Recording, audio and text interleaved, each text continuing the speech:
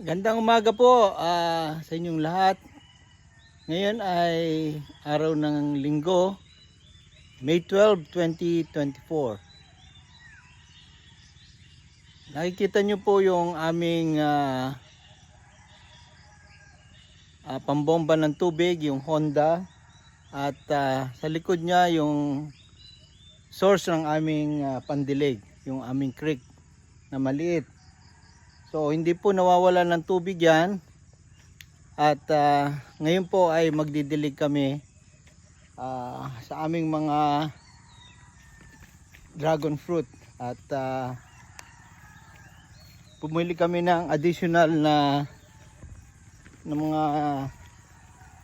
drum ng tubig, pagstakan para meron kaming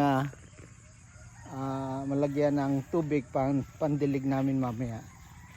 So yan po yung aming gagawin ngayong umaga. At makikita nyo yung aming malalagong dragon fruit. Kaya po kailangan ng additional na tubig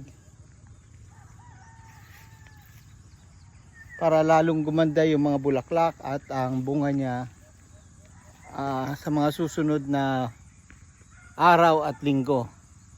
At hopefully after 1 month, lahat ng mga bulaklak ay magbubunga na at ready for harvest.